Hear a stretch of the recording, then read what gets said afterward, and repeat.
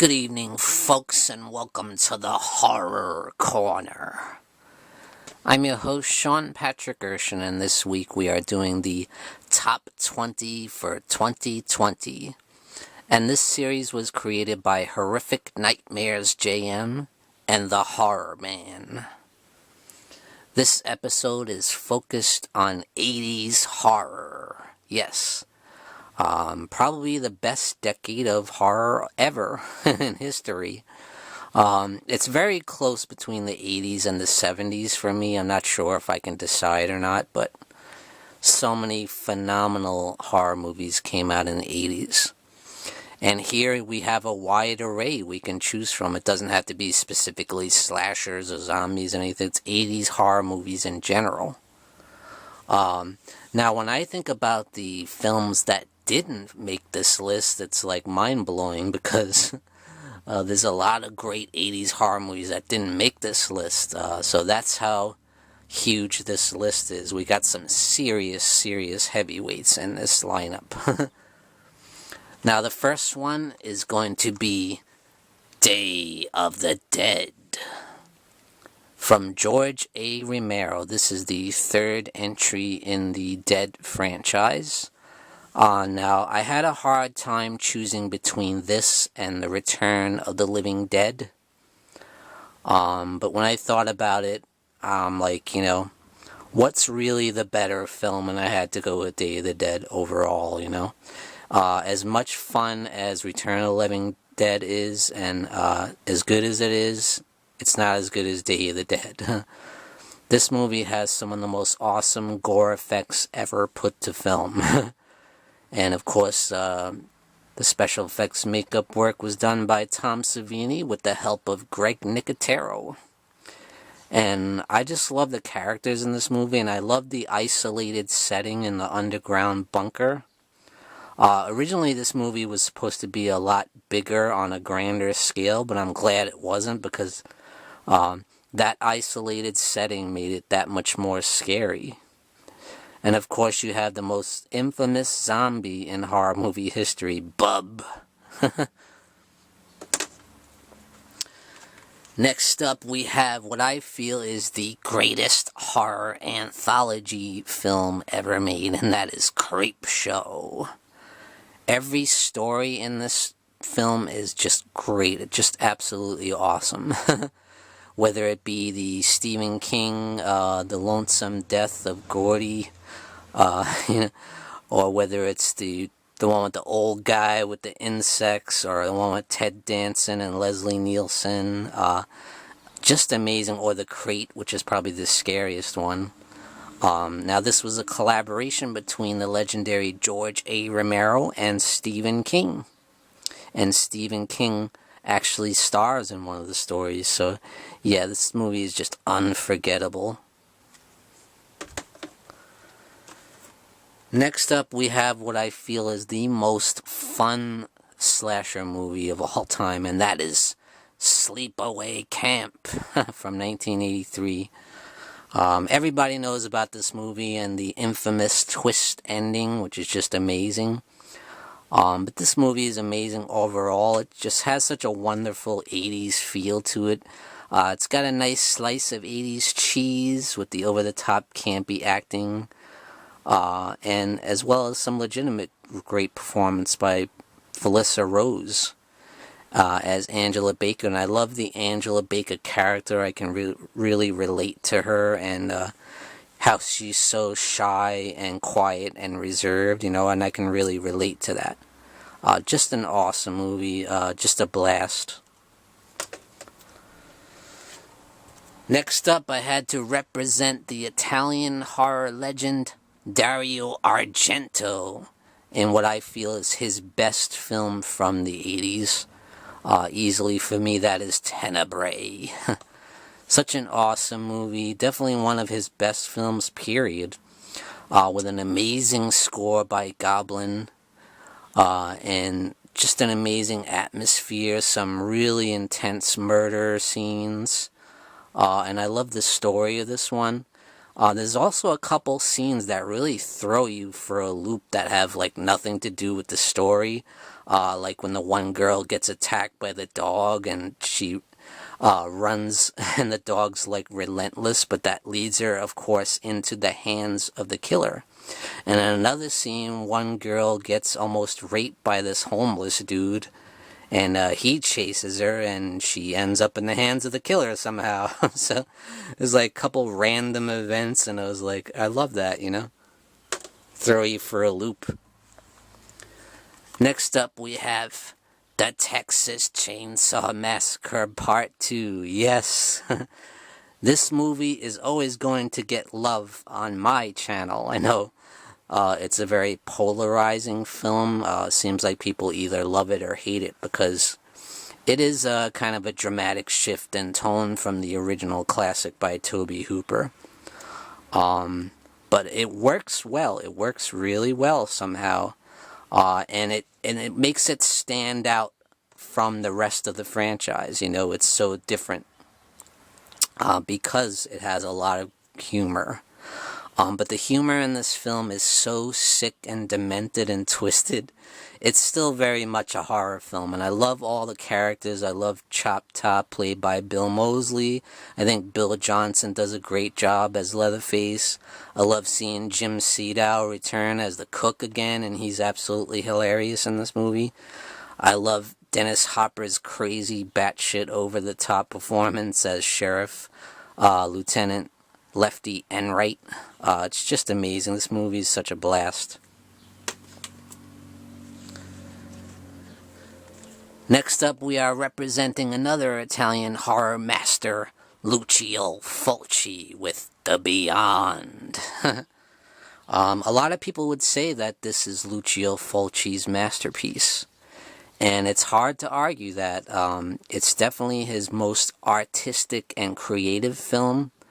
But at the same time, it is absolutely brutal with the gore and the blood and the really nightmarish imagery. And it's an interesting mashup of genres, too. You got like the haunted house film mixed in with the zombie movie. And you got all kinds of supernatural elements, including witchcraft in there. Just an awesome, awesome movie. Next up, we have Psycho 2, which I have as part of this 3-pack here. I think Psycho 2 is so criminally underrated. It's an absolutely fantastic movie, and one of the best horror sequels ever made. And Anthony Perkins' performance as Norman Bates is just Oscar-worthy. And I love the returning characters like Lila Loomis, played by Vera Miles, is great. And I love some of the new characters they introduced, like Meg Tilly's character. And Robert Loggia as Norman's psychiatrist is great, too. And I love the story. It's got incredible suspense. The movie is scary. It just keeps you on the edge of your seat the entire time. You never know what's going to happen, you know. And you're always thinking in the back of your mind, did Norman do it or did he? You know, you never really know. Next up, we have the only solo slasher movie on this list. And there's so many I could have chosen, but I chose Maniac because it's, I feel, the best solo slasher movie, the best standalone slasher movie of the 80s and probably of all time. It's just an excellent film. It's got such a nasty, gritty feel about it. And you got an awesome performance by Joe Spinell as Frank Zito. You got top-notch gore effects by Tom Savini. And it just has that feel of New York, the really seedy, dark side of New York City at that time, you know. Because when the night grows in, then that's when all the freaks come out, you know. And that's where all the madness happens. Next up, we have one of the greatest werewolf movies of all time, An American Werewolf in London. Just an absolutely awesome movie with top-notch special makeup effects and creature effects. with probably the best transformation scene of a werewolf I've seen on film. And I love the comedy elements of this film. It works really well. Lots of inside jokes in there. And there's one crazy scene where he has a dream and he knocks at the door. He's at the house with his family, and there's a Nazi zombie at the door that that machine guns the whole family down. It's insane. It's crazy. You even got a zombie in there, and his friend, his best friend who gets mauled by the werewolf, becomes a zombie and visits him in his dreams. I love that element to it as well. And, of course, I had to put aliens on there, It's just a must. Absolutely awesome movie. You had James Cameron directing this time. Granted, it is probably more of a sci-fi action, but there is still plenty of horror left over from the original film. There's definitely some great scary moments, and you got a phenomenal performance by Sigourney Weaver, in which she was nominated for an Oscar, which I can't believe she didn't win, This movie is amazing, awesome action. You get more aliens and more action, and it's really intense. Excellent movie.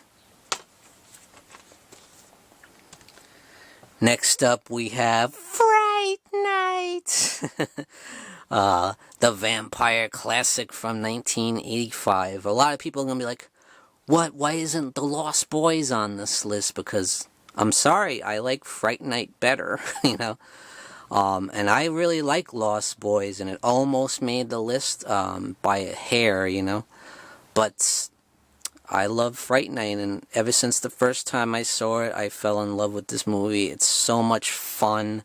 It's got amazing practical effects work. I love the characters. I love the nods to like Hammer films with the Peter Vincent character. I love Chris Sarandon's performance as Jerry Dandridge, one of the most charismatic vampires in screen history. And I love Charlie Brewster. I love all the characters, the side characters like Evil Ed and Amy, played by Amanda Bierce from Married with Children fame.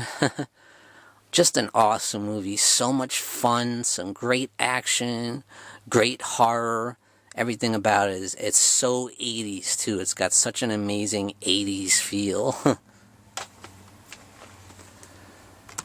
Next up, we have John Carpenter's The Thing. That's right, the remake of The Thing from Another World. But easily one of the greatest remakes of all time. Maybe the greatest, Everybody talks about the special effects makeup job on this movie. It's just unbelievable, the practical effects. Amazing. I mean, it's just next level. And you got an awesome performance by Kurt Russell as MacReady, one of his best roles. You have awesome direction by John Carpenter. The suspense is amazing. I'll say it again, that blood test scene gets me every time. It just scares the crap out of me every time, even though I know it's coming. Doesn't matter, it's so scary, it's so suspenseful, it just keeps you on the edge of your seat. The Thing is a masterpiece. Next up, we have the original, the one that started it all, with the legend of Jason Voorhees, and that is the original Friday the 13th from 1980. Now, sometimes I feel like this movie doesn't get enough love, the original film. A lot of people put it low when they do their rankings of the franchise, and I don't quite understand that. I mean, I get it that Jason is not the actual killer in the original, but they do introduce his character and his story, and I just love Pamela Voorhees, played so great by Betsy Palmer. And I do like Adrienne King in the role of Alice. I do think she was a really good final girl, very likable. And I like a lot of the side characters. They are likable, especially Kevin Bacon's character, Kevin Bacon making his big debut. I love the gore effects by Tom Savini. And most of all, what I love about this movie is the atmosphere. This has probably the best atmosphere of any of the films in the franchise. There's got some great scary scenes, like there's one scene that takes place in the rain, and you hear Betsy Palmer doing Jason's voice in her, like, help me! She sounds like a child, but, and one of the camp counselors hears her and goes out in the middle of the rain, and it's so pitch black out, Such a great scene. It's got awesome atmosphere. Love the original. Next up, we got Hellraiser from 1988, the original classic from Clive Barker, and this was actually directed by Clive Barker too. Absolutely one of the most original horror films ever made. I love the Cenobite characters. I love Ashley Lawrence in the role of Kirsty Cotton. I love Julia, played by Claire Higgins. Just an amazing film and just so original. Next up, we have the original Evil Dead. Of course, you're going to have Ash Williams in this countdown. And this is where it all started. And this is my favorite in the franchise. This has had a more serious horror tone to it than Evil Dead 2 or Army of Darkness. And that's probably why I like it better. And I love the direction by Sam Raimi. To me, it was just revolutionary, especially for an independent film like this. The way he directed the film, especially when you see the Evil Dead flying through the woods there, it's so awesome. It's such a cool, unique visual, and there's nothing like it. Next up is Reanimator. That's right. I'm putting Reanimator high up there because I love this movie. I think it's amazing. And like I said before, Jeffrey Combs' performance as Herbert West is my favorite horror performance by an actor in a film. Just amazing. I love his character, and I love all the characters in this movie, like Dr. Carl Hill. What a great adversary for Herbert. And Dan Kane is played by Bruce Abbott, and you had the lovely Barbara Crampton as Meg. She does a fantastic job. And the gore effects are insane. This movie is just nuts. It's awesome. Next up, we have the original Nightmare on Elm Street, the classic by Wes Craven, introducing the horror icon Freddy Krueger, as played by the great Robert Englund, and of course Heather Langenkamp in the role of Nancy Thompson, one of the best final girls. Every time I watch this movie, I love it even more. The score is amazing, the action is amazing, it's scary, I love the tone, it's just awesome. Next up, we have the original Halloween 2 from 1981. I've said so much about this movie already in my videos. I don't need to say any more. This movie is just phenomenal, and it's, in my opinion, the greatest horror sequel ever made. And at number 2, it's The Howling, my favorite werewolf movie of all time. Yes, I like it even better than American Werewolf in London. I absolutely love this movie. The characters are amazing. This movie is scary. I love the look of the werewolf. It's just monstrous. I love Eddie Quist. I love Marcia Quist. She has some amazing lines in the film. She's very sexy and seductive. And you got the great Dee Wallace in there. Just amazing. I love everything about this movie.